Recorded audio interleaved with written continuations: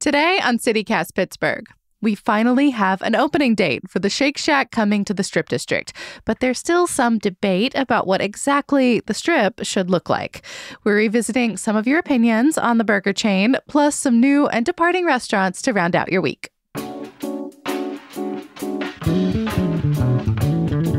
It's Thursday, May 16th. I'm Megan Harris, and here's what Pittsburgh's talking about.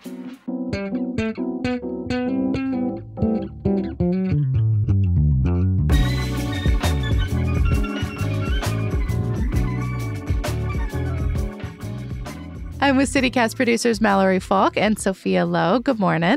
Hey. Good morning. I did absolutely zero eating out in the last week. So for our regular food show question, it's going to be all y'all this time. What's the best thing you've eaten this week? Yeah, so for Mother's Day, my partner actually planned a little surprise picnic, and it included a very generous spread of cheeses from Chantal's Cheese Shop, the spot in Bloomfield. All of them were incredible, but my favorite was probably this cashew chèvre, if I'm saying that correctly, that's rolled in herbs and pink peppercorn. It is a vegan cheese, and I am not vegan, but I loved it anyway. It was just super smooth. Highly recommend. Sophia, what about you? So many good treats this week. I did enough eating out for the both of us. But I think one of my favorites had to be this birthday cake ice cream sandwich from Leona's. And it had chocolate chip cookies. They've also currently got a strawberry pretzel ice cream flavor at their spot in Lawrence Hall. So if anyone's into, that as a seasonal dessert, lots to look for there. I feel like we're now in the peak season for repurposing the strawberry pretzel salad and finding all kinds of other vehicles for it. So I definitely would like to check this one out. Yeah, we will definitely have to let Francesca especially know about that. Reminder, if you're ever looking for inspiration, there is so much in our Hey Pittsburgh newsletter every day, written, of course, by our girl, Francesca DeBecco. So let's dive into this week's food news. The burger chain Shake Shack finally announced its opening date in Pittsburgh. It's coming to the Strip District on May 20th. Nice. I've actually never been to a Shake Shack, but I am intrigued. I have heard their milkshakes are fantastic. Same and same. Yes. They're kind of pricey for fast food, and I think you could get a solid burger from a locally owned spot for a comparable price point. But I love milkshakes, and they have really decadent flavors. I just checked, and they have a shake with donut-flavored custard and strawberry frosting and sprinkles. Whoa.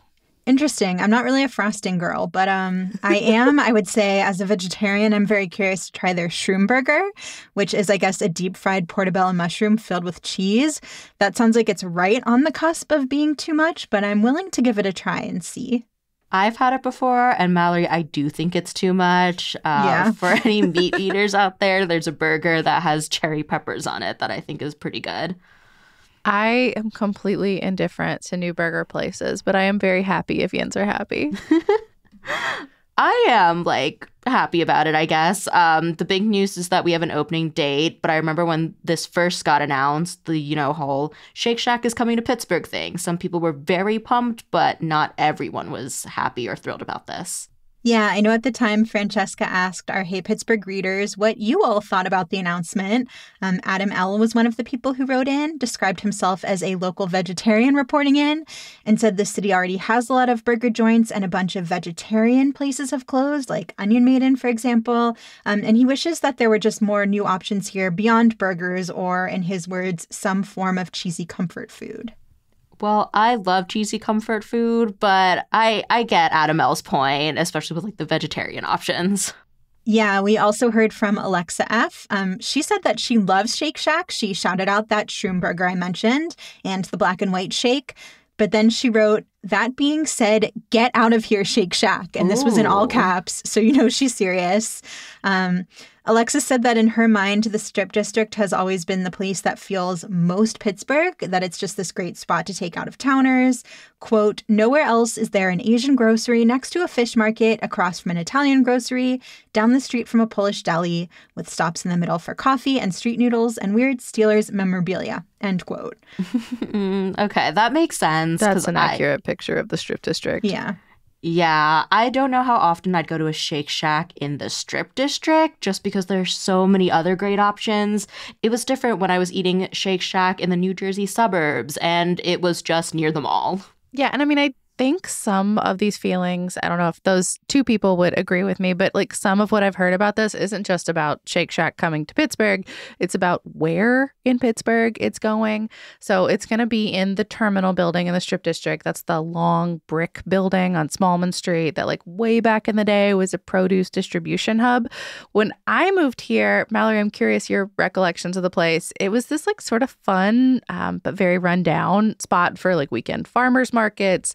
I loved it because it was just so low key. But since then, it's been gutted and rehabbed by this Chicago-based developer named McCaffrey. And I think they've done a good job, at least in terms of making it like sort of match the neighborhood. But I don't know. Y'all might disagree with me. Okay, when I moved here, I'm pretty sure the terminal was like pretty similar to what it looks like today. So I have no recollection of, when it was more run down. Knowing that it was a farmer's market at one point, though, I love farmer's markets.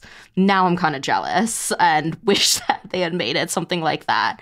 But I don't know. I feel like whenever I am around the terminal area, I see a lot of people hanging outside, a lot of people with their dogs. So it's kind of nice that there's some like outdoor space to just sort of hang out. Yeah. Yeah. I mean, I remember back when Contemporary Craft was in there when I was a kid. But I think, some of the questions are really about what exactly has gone into the new terminal.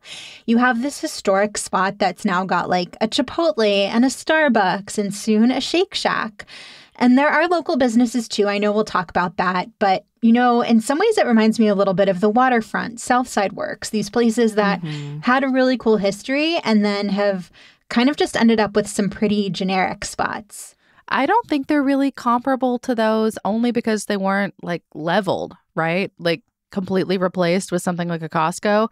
This was an attempt at a historic reservation, so there's at least the physical space that still matches the character of the neighborhood. That's very true. I know there's still the chain conversation, and I get the frustration with that, but at least the physical structure of what it once was is still there. That part still remains. Yeah, I guess you're right about that, Megan. Like, I appreciate that there was this architectural attempt to preserve the space, not just level it. So that's very fair. I was curious about kind of how many local businesses are there versus these chains like Starbucks. So I checked in on this. The terminal's commitment was to lease 25% of the space to local or regional businesses.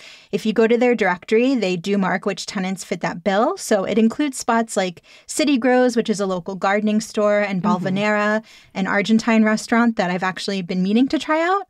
But I also saw that like Fine Wine and Good Spirits counts as local, I guess because it's operated by the state. Yeah, okay. And that definitely does not, when I think of a local business, that's not who comes to mind, the state liquor store. No, I don't think so either. I have been in that store and it is very convenient, but I feel like it also sort of supplants the PA Libations store that's just around the corner from it on Penn Avenue. I guess my memory from when the terminal first got announced was that the community felt like there would be more of a local presence.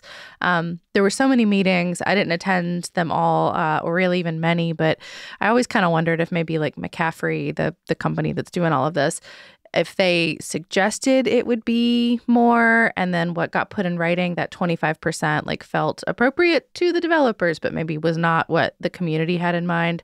I always kind of wondered what happened there in the margins. But yeah, I guess it officially became that on paper promise of 25%. I'm going to go out on a limb and say I bet a bunch of neighbors have a longer memory on that than I do. Yeah, and I mean, I wasn't here at the time. I hadn't moved back yet, but I do remember seeing reporting in outlets like the Trib, like hearing about this from afar, where it seemed like they'd maybe pursued White Whale, the bookstore, as a tenant and then backed out. Yeah, that was a big one. Yeah, and now there's a chain bookstore there instead. So again, I can see how, you've got some of these chains. Now Shake Shack is moving in. It's not necessarily keeping with the kind of vibe that, for example, Alexa F described. Yeah, I mean, when you looked at that tenant list, did like the Novo Asian Food Hall count as one tenant or did it count as 7? Because there are 7 different restaurants in there and that would absolutely juice the numbers. That would boost it a lot. I mean, on the website, at least, it just has one listing for Novo Asian Food Hall. So at least in that form of like public promotion, they're only counting it as one. Well, we would absolutely understand if you are not a fan of some of this, but if you are excited for Shake Shack, the grand opening is Monday, May 20th. They said there's going to be a ribbon cutting at 10 a.m., and the local store Love Pittsburgh is collaborating on some merch. So it sounds like it's going to be this whole big thing.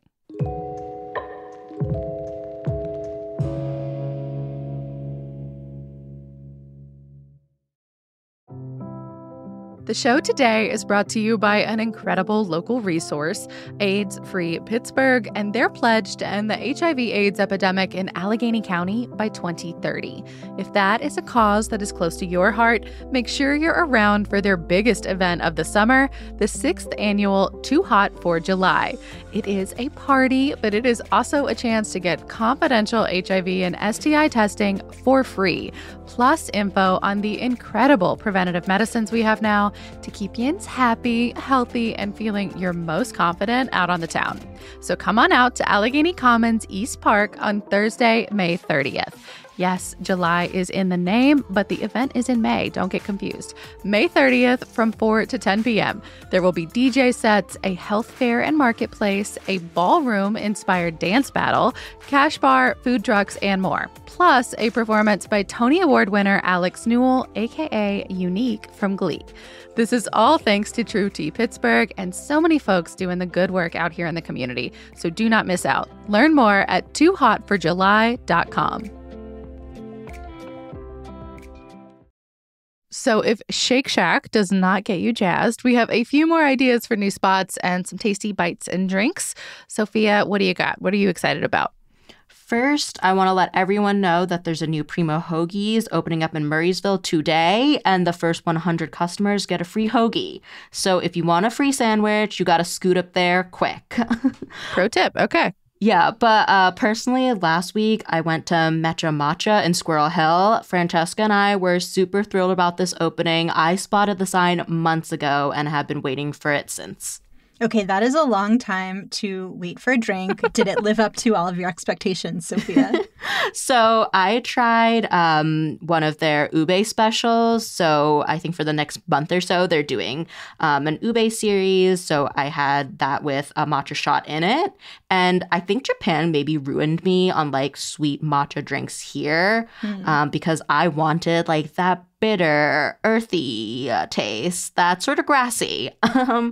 But my partner was super into the ube and the sweetness of it. I would definitely go back for a plain matcha drink with less sugar or the soft serve. And they offer different levels of matcha-ness, so you can get your drink like stronger if you really are into matcha, although that comes with more caffeine. Sophia, it's funny because all the things you just said you are looking for in a matcha is the reason I actually haven't tried one ever. I don't love bitter. I don't love grassy. And so it just like has not sounded like something that would have a ton of appeal. But maybe I should check this spot out and get like the lowest possible level of matcha-ness as a way to ease in. Yeah, I think this is a good spot for a beginner. This sounds like the kind of place you could just walk in and be like, I would like it to taste sort of like this, and I'm afraid, help me. And they might. It sounds like that's their jam. It was definitely busy when I went in on a weekday, so I definitely think that they're doing well and people are excited about this. Mallory, what about you? What's on your short list right now? So I have not tried this spot yet, but I heard there's a new place called Yaba's Middle Eastern Street Food. It's on 5th Avenue, like across from the PPG Paints Arena. Oh, I'm so glad to hear that. That little corridor really needs more stuff. Yeah, and this is one of those build-your-own places, it looks like, so you can build a bowl, a salad, or a wrap.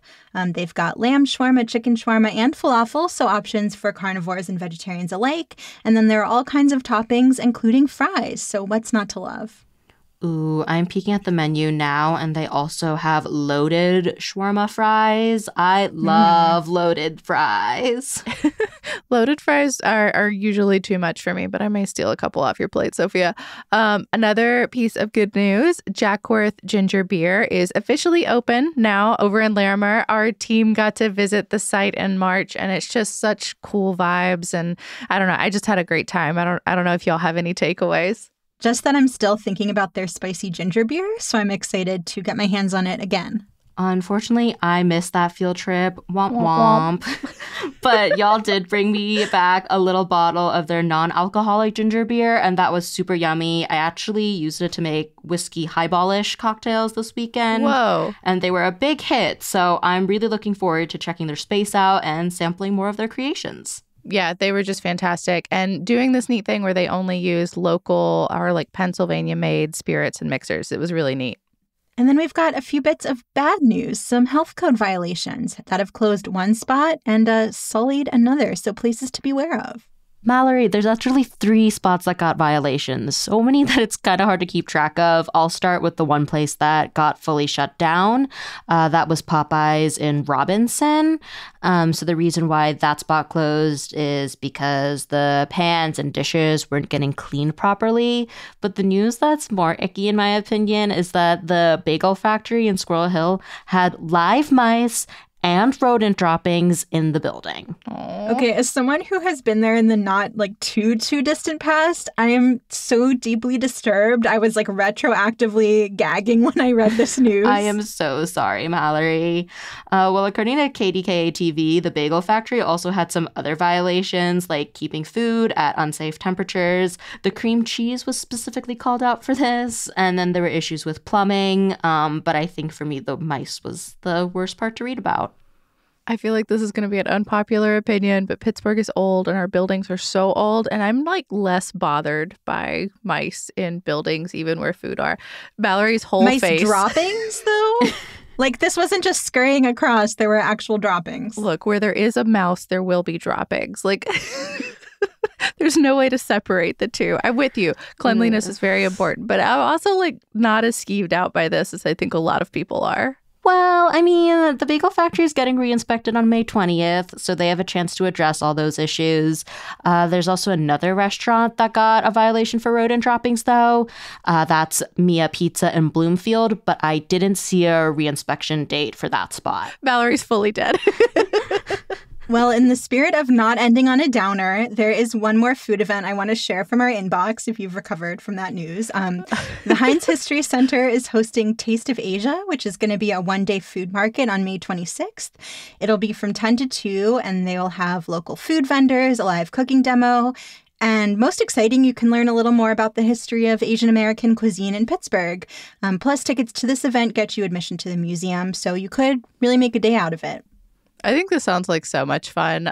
If anyone does need more recommendations for early summer food festival type activities, I cannot encourage enough. Check out last week's show. We cover Greek food, beer festival, strawberries, so much more. It's always nice to plan your weekends ahead a little bit around here. Yeah, and the Greek Food Festival at St. Nicholas's is running through the 18th. I got a bunch of sides and desserts earlier this week. Highly recommend. The spanakopita was incredible, and when I went inside to pick up my food, I saw that they were doing baklava ice cream sundaes. Whoa. I don't know. We're both rendered speechless. So Greek food is an option for folks through the weekend. Any other events that you two think might be worth checking out? Yeah, this one is not food related, but I saw that there's a community clothing swap at the Union Project in Highland Park. That's this Saturday from 11 to 3. It's for all genders and all sizes. My body is a little bit different since having a baby, but I have not wanted to just buy a whole new wardrobe. So this seems like a great way to find some clothes that fit and cast off some items I know that I probably won't be wearing again, but that are still in perfectly good shape. They did stress that this, you can take as much as you want. It's not dependent on how much you bring, so that, don't bring a bunch of stuff that's in really bad condition just to get new clothes. And then there will be artists there leading upcycling activities like dip dyeing, hand mending, and adding pockets to your clothes, all of which sounds cool. So I am going to try to check it out. Ooh, I could use a refresher on hand mending. I'm going to be at a new gallery opening tomorrow at the Mattress Factory. It's going to be from 6 to 8, and the opening is free, and you can register on the museum's website. Sophia, I'm so impressed at you double dipping because the CityCast team got to check out a little bit of the Mattress Factory last week, and now you're going back already. I mean, it was really fun, so I want to see what's new there. No, I love it. They're making you a fan. So I am theoretically off this Friday. I'm staring at you, Valerie. You are indeed off. And I'm considering spending my day at the Pittsburgh Food Policy Council's Regional Food System Summit. It's all day at CMU and it's free. There's actually a pre-meeting later today at Community Kitchen. And tonight they're doing a little eat and greet, which is very cute. I'm very excited about it. Eat and greet. I had never heard that before. That is adorable. I love it.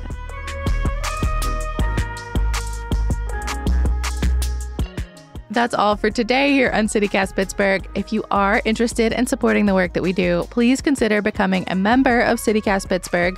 You can get the podcast without advertisements and early access to any events we do, which actually, if you are listening, we should be sending you something about that any day now. Members only, though. So make sure you find all the details, all the information at membership.citycast.fm/Pittsburgh. We'll be back tomorrow with more news from around the city. Talk to you soon.